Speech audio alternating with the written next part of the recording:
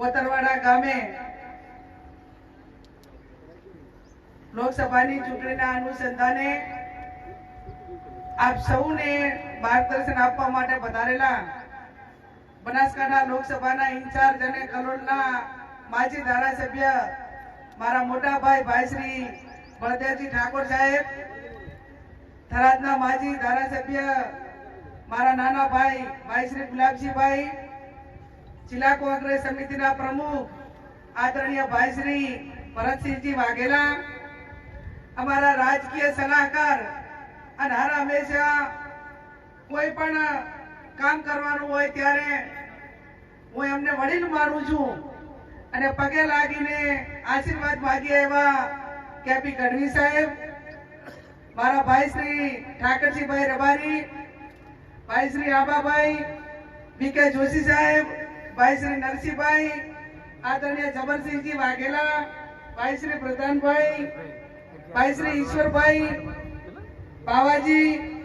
તુલસીભાઈ, સમગ્ર કોતરવાડા ગામના આમંત્રણને માન આપીને વધારેલા 18 આલમના મારા સર્વ વડીલો, યુવાન ભાઈઓ અને બહેનો, મારી અગાઉ તમામ આગેવાનોએ વાત કરી છે. એ વાતમાં આગળ ધપાવતા આપ સૌને હું વિનંતી કરવા માટે આવી છું કે મારા જાહેર જીવનના 28 વર્ષમાં તાલુકા પંચાયતના પ્રમુખથી કરીને આજે આ લોકસભાની ચૂંટણી 2024ની આપ સૌના આશીર્વાદથી લડી રહી છું. ત્યારે ભાઈ શ્રી બળદેવજીએ ખૂબ સારી વાત કરી કે આ ટિકિટ એ કોઈ ગેનીબેન ઠાકોરને આપી નથી.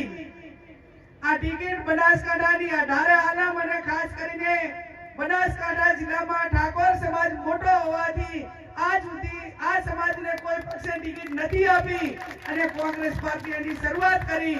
18 આલમ અને ઠાકોર સમાજના ભરોસે કોંગ્રેસ પાર્ટીએ કળશ પસંદગીનો કળશ ઢોળ્યો છે. આપ સૌ વડીલો અહીંયા મોટી સંખ્યામાં આવ્યા છો ત્યારે આ ચૂંટણીમાં બનાસકાંઠાના 21 લાખ મતદારો છે અને નડાબેડથી કરીને અંબાજી સુધીનો વિસ્તાર છે. સામે મશીનરી છે, પૈસા છે, પોલીસ છે, સમાજ સંગઠિત છે, સમાજ રાજકીય રીતે અગ્રેસિવ છે, એ બધું છે. પણ તમારા પાસે કોંગ્રેસ પાર્ટી પાસે સમગ્ર બનાસકાંઠામાં વોટ બેંક મોટી છે અને વોટ બેંક મોટી હોવાથી એ સરકારનો દુરુપયોગ કે સત્તાનો પોલીસનો દુરુપયોગ કરે. હું પોલીસ અને વહીવટી તંત્રને અનેક વખત કીધું છે અને આ ચૂંટણીની શરૂઆતમાં જાહેરનામું આજે પડ્યું છે ત્યારે કહું છું કે પોલીસનું કામ કાયદો અને વ્યવસ્થા જાળવવાનું ને તટસ્થ ચૂંટણી કરાવવાનું છે, નહીં કે કોઈને પોલીસ સ્ટેશનમાં બોલાવીને ધમકાવા કે ખોટા કેસો કરવા કે આવનાર સમયમાં જોઈ લેશું એવી ધમકી આપવાનું કામ એ પોલીસનું કે વહીવટી તંત્રનું નથી. અને એમને આપણા માધ્યમથી કહેવા માંગુ છું કે સરકારો કાયમ એક રહેવાની નથી, સરકારો બદલાવાની છે અને બદલાવાની છે ત્યારે પોતપોતે વિભાગ એ વિભાગનું કામ કરે એવી હું એમની પાસે લોકશાહી ઢબે અપેક્ષા રાખું છું. આપ સૌ અહીંયા આજે અમારા મહેમાન બન્યા છો.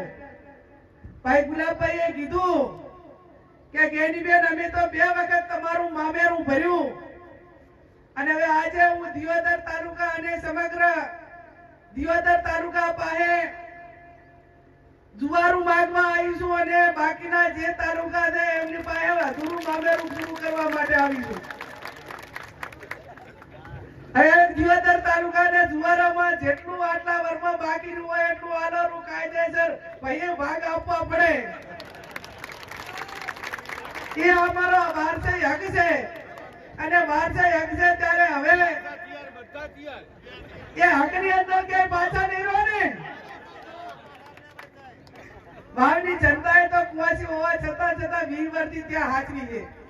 હવે બધાની જવાબદારી તમારી છે અને તમારી છે ત્યારે રાજકારણની જગ્યાએ મને આ બળદેવીએ જે કીધું એ શબ્દોથી મારી જવાબદારી ઘણી વધી જાય છે કે તમે બનાસકાંઠા જિલ્લો શિક્ષણ રીતે ને ભલે પછાત હોય, ઠાકોર સમાજ શિક્ષણમાં કે ધંધા રોજગારમાં ભલે પછાત હોય, અહીંના કોંગ્રેસ આગેવાનો એ ભલે સત્તાના ઉલા માટે કરીને પેલું હોય, મારા બીકે ગઢવી સાહેબ હોય, હરસિંહ ચાવડા હોય કે અન્ય અમારા જે ધોરણદર આગેવાનો કહેવાય માધવસિંહ સોલંકી કરીને બધાય કે એક એવી દીકરીને 28 વર્ષમાં તૈયાર કરી છે કે એ દીકરીએ બનાસકાંઠા જિલ્લાનું ગૌરવ વધાર્યું છે અને ઠાકોર સમાજને કોલર ઊંચો કરીને એને એ સ્થિતિનું નિર્માણ કર્યું છે. મને ઘણી વખત બળદેવજીના બધાય કે ખરેખર આ ગેનીબેને અમને ગૌરવ અપાયું છે કે આટલા 25 વર્ષમાં રાજકારણમાં હોવા છતાં એ ચાહે વાડા પાણી હેઠ નથી આવી અને કોઈ સમાજનો ઠપકો નથી આવ્યો. ત્યારે સાહેબ હું તમને ખાતરી આપું છું, મોવડી મંડળને અને સમાજના આગેવાનોને પણ ખાતરી આપું છું કે તમારી બેન દીકરી, તમારી વહુવર ચાહે કોઈ પણ પરિસ્થિતિનું નિર્માણ થાય, ઘણા બધા પૈસા માટે અને સત્તાઓ માટે અને તેને ના રાજીનામા આપવાના હોય, જેની પરિસ્થિતિઓ સારી હોય છતાં પણ કોઈકને કોઈ કારણોસર ધારાસભ્યોમાંથી મને ચૂંટાણા પછી 17 જેટલા ધારાસભ્યોએ રાજીનામું આપ્યું અને એ ટાઈમે પણ મેં કીધું હતું કે જ્યારે હું આ વિધાનસભાની ચૂંટણી લડતી હતી, મારો રાગા નેડાનો ઠાકોર સમાજ એ કોલસા પાડીને બીજેથી મતદારો લાવતા હતા અને એ ટાઈમે એમને મને કીધું હતું કે અમારી બેન માટે અમે કાળી મજૂરી કરશું પણ આ ચૂંટણી જીતાડશું અને એવા લોહીના પરસેવાના પૈસે હું ચૂંટણી જીતી હોઉં ને ત્યારે મને એમનો વેપાર કરવાનો કોઈ અધિકાર નથી અને જો વેપાર કરું તો કુદરત મારું હાથ ભેડીએ પણ સારું ન કરે. અને જ્યારે મારી જવાબદારી છે કે જે પાર્ટીમાં કે જે સમાજે કે જે મતદારોએ મોટી કરી હોય એમને મોટા કરવાની જવાબદારી મારી છે. ત્યારે ફરી આપ સૌને હું ખાતરી આપું છું કે સમગ્ર ઢાળે આલમ એ ઠાકોર સમાજને ખૂબ પ્રેમ લાગણીને સ્નેહ આપે છે. આજે ઠાકોર સમાજ હોય, કોંગ્રેસના આગેવાનો હોય, આ તમે ઢાળે આલમ હોય, તમામ સમાજના વડીલો હોય, એને તમે મને મોટી કરી છે અને મોટી કરી છે એટલા માટે મોટી કરી છે કે હું ધારાસભ્ય તરીકે ચૂંટાણી હોઉં, આ કેશવજી હોય, અમરતજી હોય, દિનેશભાઈ હોય, બળદેવજી હોય, બીજા આગેવાનો હોય, આ બધાને મોટા કરવા વાળો પણ ઠાકોર સમાજ છે અને એ સમાજ જ્યારે રાજકીય રીતે અગ્રેસિવ હોય ત્યારે બીજા સમાજોને હાચવવાની જવાબદારી પણ ક્યાંક ને ક્યાંક ઠાકોર સમાજની થાય છે. ત્યારે આપ સૌ કાયમી બીજા સમાજોનું રક્ષણ કર્યું છે, એમને ક્યાંય હેરાનગતિ નથી થઈ અને એ હેરાનગતિ કોઈ પ્રકારની ઠાકોર સમાજ તરફથી નથી થઈ. એટલા માટે કરીને છેક સર્વે રિપોર્ટ હોય અને કોંગ્રેસ પાર્ટીએ લોકસભા સુધી ટિકિટ આપી હોય તો એ તમે બધાને મદદરૂપ થયા છો. એ આબરૂના કારણે આ કોંગ્રેસ પાર્ટીએ ટિકિટ આપી છે. આપ સૌને ફરી બે હાથ જોડીને વિનંતી કરું છું કે હજી મીટિંગો અલગ અલગ થશે. આજે જે સંખ્યામાં આવ્યા છે એનાથી 50 ગણી સંખ્યામાં જેતરે પાલનપુર ફોર્મ ભરવા જવાનું હોય ત્યારે ફોર્મ ભરતી વખતે સમગ્ર બનાસકાંઠા જિલ્લાના એક નારો છે કે બનાસની બેન ગેની બેન અને એ જ્યારે ફોર્મ ભરતી વખતે રિક્ષા હોય, છકડો હોય, ટ્રેક્ટર હોય, હોન્ડા હોય અને જે પણ સાધન તમારી પાસે છે એ તમામ સાધનને બેનનું ફોર્મ ભરવાનું હોય તો અહીં જેટલા છે એટલા બીજાને પણ અમે કહેશું કે દે આવો એ બે જણા આવજો.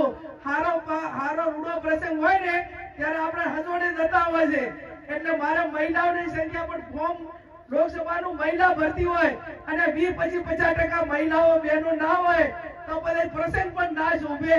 એટલે પ્રસંગને શોભવા માટે કરીને તમે બધાય જે ફોર્મ ભરવા આવવાના છે બધાય 2 જણા આવજો અને બાકીનું થોડુંક જે બનવું હોય એટલા પ્રમાણમાં બરોબર છે કે હમણાં બધા મને રાજકીય રીતે બેન કે ઘણી વખત મને સરપંચો ના બધા કીધું તમે સરપંચને કેમ નથી લાવતા, મહિલા સરપંચ હોય તો મને એમ કે ઈ વોટ લઈને જીત્યા હોય તો ઈ આવશે. એટલે બિચારા ધમકાવવાનું ખરું પાછું પણ છતાં પુરુષ પ્રધાન દેશ છે એટલે આપ સૌ અહીંયા મોટી સંખ્યામાં ઉપસ્થિત છો. ઘણો બધો ટાઈમ થઈ ગયો છે. કેપી સાહેબે બધા આગેવાનોએ સૂચન કર્યું એમ ચૂંટણી સમય દરમિયાન ઠાકોર સમાજ, કોંગ્રેસના સૌ આગેવાનો, વડીલો ખૂબ સંયમ રાખે જેને જે બોલવું હોય બોલે, પણ આપણા મોઢાથી કોઈ ખરાબ વસ્તુ ના બોલાય. હમણાં તો એક ભાજપના આગેવાન ના શબ્દો બોલવા ના બોલ્યા. મને અનેક લોકોએ કીધું, અનેક લોકોએ કીધું, તો છતાં મેં એમને એમ કીધું કે ભાઈ એમના શબ્દો એમને મુબારક. એક ભારતીય જનતા પાર્ટીના આગેવાન એમ થઈને એમ કહે કે આ તો એક કોંગ્રેસની મંત્રા છે અને ગામડે ગામડે નીકળી પડી છે. આ શબ્દો જ્યારે ભાજપના જવાબદાર આગેવાનો બોલતા હોય ત્યારે આપણે એના અમે બીજો જવાબ કાંઈ નથી આપવાનો. જવાબ એટલો જ આપવાનો છે, ચૂંટણીમાં જવાબ આપવાનો છે કે અમારી બેન દીકરી એ મંત્રા હતી કે અમારી બેન દીકરી લોકોની સેવક હતી. અને એ જવાબ જ્યારે તમારે બધાએ સાથે મળીને આપવાનો છે ત્યારે વિશેષ ના કહેતા આપ સૌ ઘરના પૈસે 1 રૂપિયો કોઈને ફોન પણ કર્યો નથી. માત્ર પોતપોતાના સાધન લઈ અને આયા છો. આ લોકસભાની ચૂંટણી છે, મારા કને કાંઈ નથી, તમે દુવારું હાલો એટલું જ છે, જે હાલો એટલું.